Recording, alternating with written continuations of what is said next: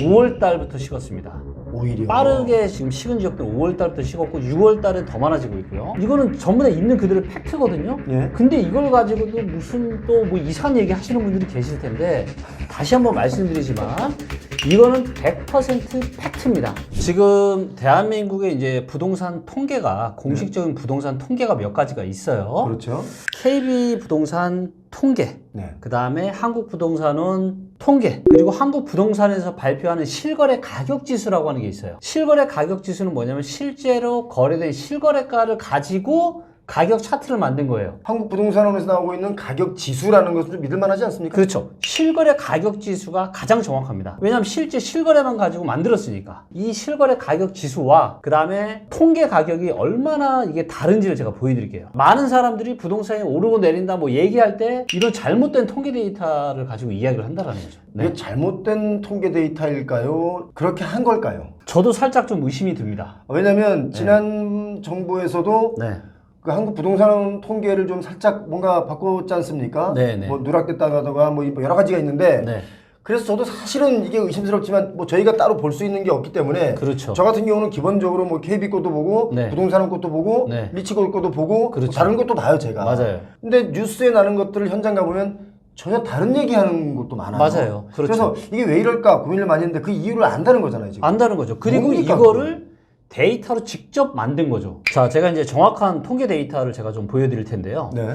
자, 요 위에 있는 진한 파란색 보이시죠? 네. 요게 한국부동산원의 실거래 가격 지수 데이터입니다. 2014년 이후로 계속 올랐다가 21년 10월 달에 정확하게 고점 찍고 조금 떨어지다가 약간의 반등이 나오다가 보시는 것처럼 6월 이후에 7월 달부터 엄청난 폭락이 나왔습니다. 그리고 12월 달에 정확하게 실거래가가 바닥 찍고 상승을 해서 23년 9월 달에 고점 찍고 다시 떨어지다가 23년 12월에 바닥 찍고 이제 상승하고 있어요. 이게 정확한 실거래 가격이에요. 그런데 밑에 있는 부동산은 지수는 또 뭡니까? 자, 요거는 뭐냐면 요거는 실거래만 가지고 만든 건데 요거는 지수라고 해가지고 실거래가 이외에 여러 가지로 해서 통계기법을 통해서 가격의 그냥 흐름을 만든 거예요. 아, 자, 여기서 두 가지 큰 오류가 있습니다. 실거래 가격 지수는 75에서 189까지 엄청나게 상승을 많이 했는데 네. 이 밑에는 상승 폭이 어때요? 이게 얼만큼 많이 벌어지는지 눈에 보이세요? 이때는 간격이 이거밖에 안 되는데 이렇게 벌어지는 거예요. 그러니까 이것만 놓고 보면은 아파트 가격이 어때요? 별로 안 오른 것처럼 보이죠? 그래서 제가 드리는 말씀이 네. 아파트 값이 막 뛸 때 21년 이럴 때도 네. 실질적으로는 뭐 2배, 3배 뛴 곳이 수두룩한데도 불구하고 뉴스에는 뭐 0.2% 올랐습니다. 그렇죠. 뭐 이런 식의 뉴스가 나오니까 저거 뭐지? 내가 틀렸나? 뉴스가 틀렸나? 제가 엄청 공부했거든요. 그렇죠. 이거를 통계 조작을 한 거 아니냐 이런 의심을 받을 수밖에 없는 게 이 데이터에서 명확하게 보이잖아요. 그래서 발표할 때는 부동산원 지수를 발표하고 네. 우리가 봐야 되는 것은 실거래가 지수를 봐야 된다 이 말이잖아요. 네, 정확하게 보려면 부동산원 실거래 가격 지수를 보는 게 맞다. 자, 그리고 여기서 또 21년 10월 달에 고점 찍고 보시는 것처럼 한 25%가 하락을 했거든요. 그렇죠. 실거래가 기준으로. 근데 여기서 이 하락폭이 어때요? 너무 작죠.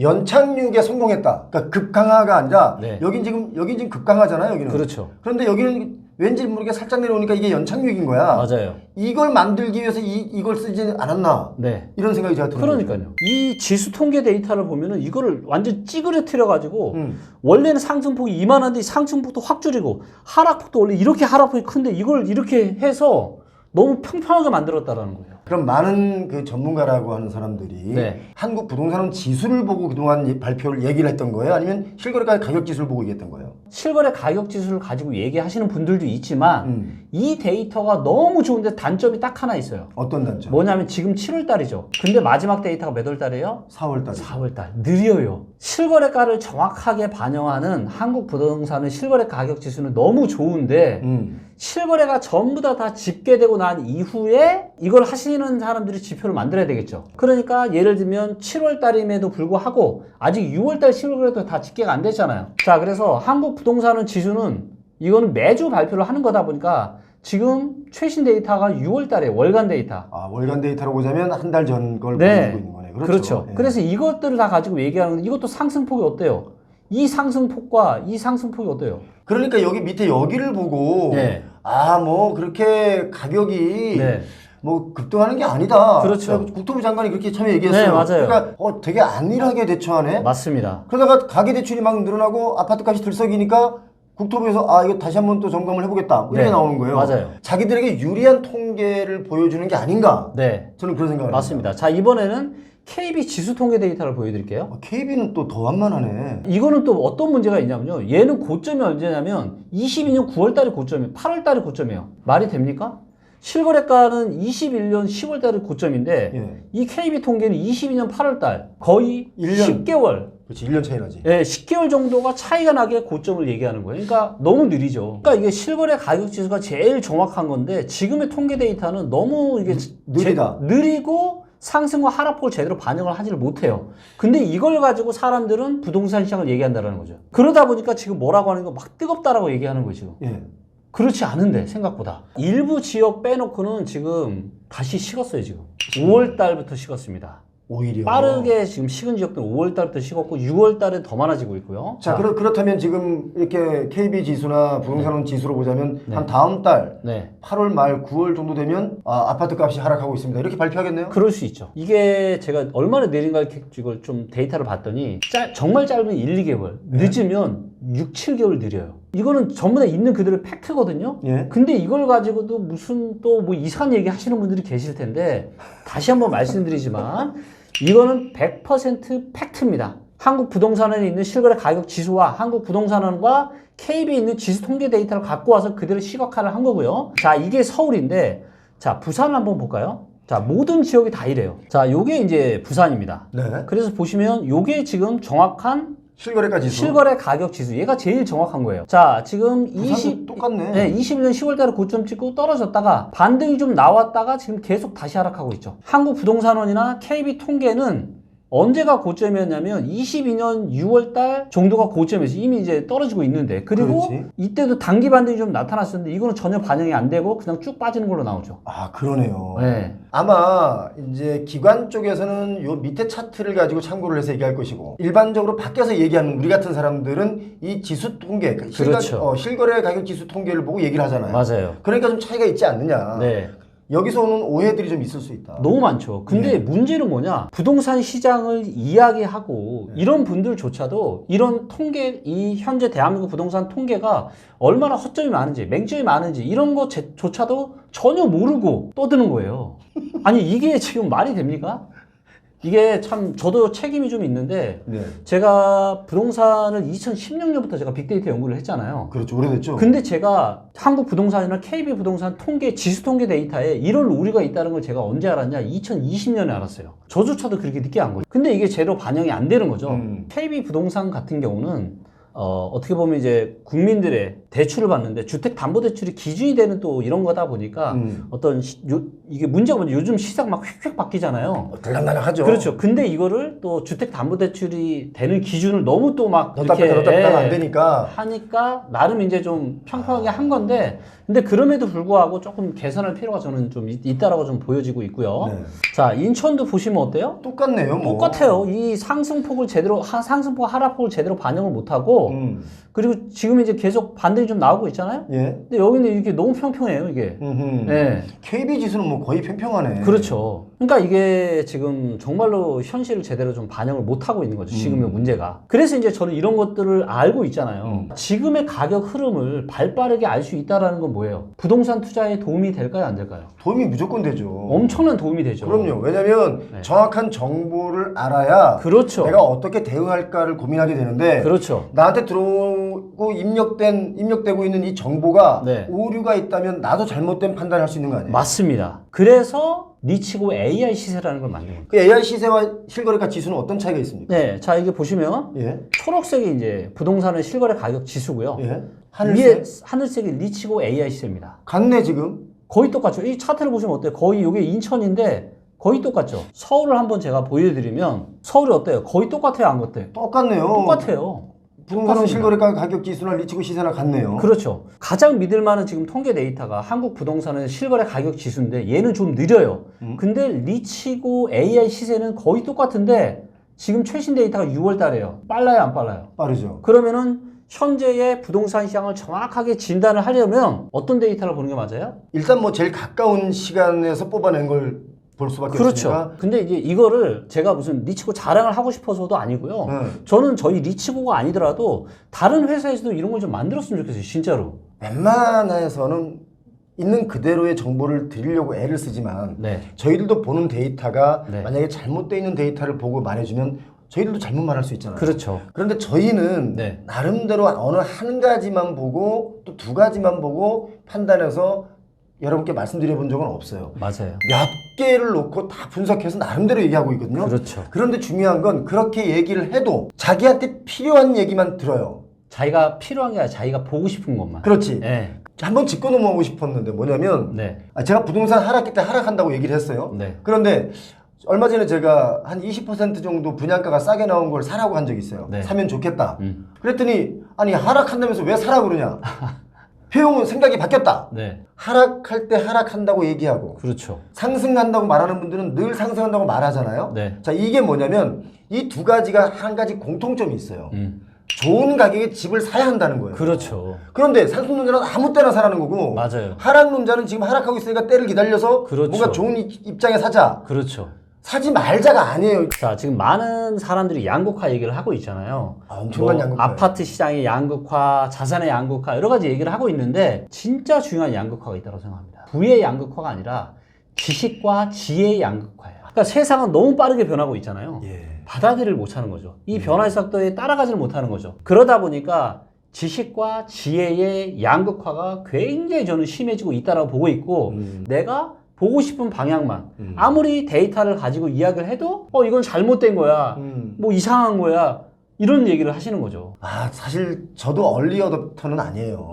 네. 뭐냐면 어떤 신기술이 나오거나 새로운 게 뭐가 나오면 네. 그걸 굉장히 오래 걸려서 받아들여요. 네. 이렇게 리치고처럼 뭔가 새로운 기술이 여기 안에 있어도 네. 이걸 사람들은 저처럼 네.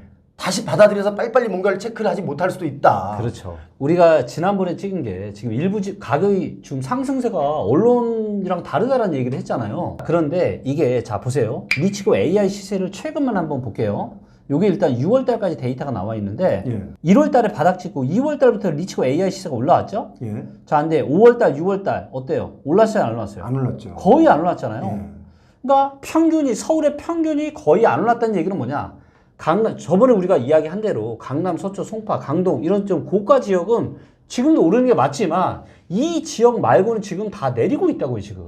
그러니까 왜 모든 사람들이 반포에 집중해 있고 압구정동에 집중해 있냐 이거예요. 네. 내가 사는 지역은 거기가 아닌데. 네. 그래서 자꾸 저는 평균치를 제가 얘기를 한단 말이에요. 네. 지금 대한민국 아파트 가격은 지금 상승세가 있는 곳은 서울 몇 곳이에요. 그리고 또 어디가 올라요? 그렇죠. 오르는 데 거의 없어요. 맞아요. 뭐 여기저기 뭐 저녁으로 막 번졌다 이런 얘기들 뉴스들 많이 나오는데 한두 군데씩 그렇게 좀 상승 거래들이 나오고 있지만 거래 비중 중에 상승 거래 비중이 하락 거래 비중보다 아직도 낮아요. 네. 이 통계, 지수 통계 오류라는 거예요. 느리다 보니까 걔네들이 이제 오르는 걸로 나. 왜? 한두 달 전의 분위기를 지금 전달을 하고 있기 때문에. 근데 지금 정확한 리치고 AI 시세를 보면은 상승세가 지금 거의 이제 6월 달부터는 지금 없어지고 있어요. 그러면 이제 좀 더 지나면 2024년 9월 달 정도가 변곡점이 될 가능성이 아주 높다라고 제가 말씀을 드린 바가 있거든요. 신생아 특례로 인한 이 매수의 이 현상이 8월 달, 9월 달 정도면 끝나요. 작년에도 이제 특례 보금자리론이 8월 중후반까지 상승세가 이어지다가 9월 달부터 꺾이면서 10월 달에 확 죽었거든요. 그러니까 요번에도 비슷하게 갈 거라고 보고 있고, 그 다음에 스트레스 DSR이 이제 9월 달부터 시행이 되잖아요. 그러니까 그러면 결국 유동성, 대출에 대한 한도가 축소가 되니까 유동성이 줄어들 거고, 이런 것들을 결합을 하면은, 9월 달부터는 흐름이 많이 달라질 수 있겠구나라는 걸 유추해 볼 수가 있는 거죠. 저는 김기현 대표님하고 의견이 좀 다른 거 하나 얘기해요. 네. 이제 여기다 하나 더 얹으려고 그래요. 정부 정책? 정부 정책이 만약에 스트레스 DSR 9월 달에 안 하고 12월 달부터 할게요. 내년부터 할게요. 그럼 또 어떻게 할 겁니까? 그럴 수 있죠. 금리는 또 내려갈 수도 있고. 맞아요. 그러면 스트레스 DSR에 올라가는 금리와 금리가 내려가서 내려가는 거 합치면 뭐 거기서 거기거든요. 그렇죠. 자, 이런 거를 볼 때 또 그때 가면 김기현 너 틀렸잖아 이런 얘기 들을 수 있기 때문에 제가 미리 말씀드리는 거예요. 지금 김기현 대표님이 그 예측하신 그 내용은 지금 선상에서의 예측이지 맞습니다. 돌발 변수가 온 거에 대한 것은 아니다. 돌발 변수까지 예측하면 저는 가시죠, 가. 신이죠, 신. 부동산 관련 법이라는 게 진짜 너무 고무줄법이기 때문에 우리가 시시각각 대응하지 않으면 그렇죠. 이랬다 저랬다 합니다. 네. 그래서 스트레스 DSR도 갑자기 뭐 예고도 없이 2달 연기했어요. 맞습니다. 그리고 PF 얘기만 나오면 전 사실 좀 화가 나는데 네. PF 이거 작년에 진즉 터트렸어야 되는 거예요. 그래야지 부동산 가격이 안정화되고 거래가 더 잘 돼요. 네. 계속 뭔가 폭탄을 이렇게 끌어안고 있으니까 얘 때문에 막 어떻게 하질 못하고 있는 거야 이게 지금. 네. 그런 상황까지 몰고 가는데 계속 빚을 내라고 하는 뭐 대출은 열어놓고 있으니까. 그렇죠. 이게 저는 솔직히 무서워요. 네. 아 저도 집이 있어요. 뭐 네. 제가 집 없기 때문에 다 집값 떨어져라 이렇게 얘기하는 거 아니에요. 그럼요. 아까도 제가 설명드렸다시피 이 통계 데이터는 많은 문제점이 있잖아요. 예. 근데 이 문제가 있는 데이터를 가지고 부동산 시장을 이야기하고 전망을 하고 이게 지금 엄청나게 지금 잘못됐다는 거죠. 그래서 그런 또 데이터들을 보고 많은 전문가들이 지금 뭐 올라간다, 뜨겁다, 뭐 상세 퍼진다 이런 얘기를 하고 있고 그런 이야기를 들은 우리 또 시청자분들은 이러다가 나 벼락거지 되는 거 아니야? 빨리 지금 올라타야 되는 거 아니야? 이런 조바심을 또 만들고 이게 자칫 나중에 상당한 피해자를 또 만들 수 있는 그런 이유들이 될 수 있다는 거죠. 제가 24년 하반기 그리고 9월달 이후에 변곡점이 올 수밖에 없는 가장 강력한 근거가 뭐냐? 바로 이 입주 물량이에요. 자 여기 보시면 2000년 이후로의 분기별 입주 물량이거든요. 예. 근데 3분기 연속 입주 물량이 제일 작은 게 언제냐? 올해 24년 1분기, 2분기, 3분기입니다. 예. 5,000세대가 안 돼요. 근데 올해 4분기부터는 어때요? 확 뛰잖아요. 확 뛰죠. 예. 그러니까 공급 절벽은 24년 1, 2, 3분기 이야기하고 이제 끝났습니다. 네, 4분기부터 상당 지금 공급이 다시 시작이 된다는 거죠. 자, 이게 지금 서울 아파트 입주 이야기잖아요. 네. 확증 편향적인 생각보다는 네. 좀 러프하게 좀 보시고 네. 왜 부동산 가격이 하락한다라고 얘기하는지 이걸 집을 사라고 하는 건지 사지 말라고 하는 건지 많은 분들이 헷갈려 하시는 분들이 있는데 네. 하락기에 집을 사지 말라라는 얘기를 해요. 네. 왜냐면 더 하락할 수 있으니까. 상승기엔 집을 사라고들 해요. 왜? 그렇죠. 더 올라갈 수 있으니까. 네.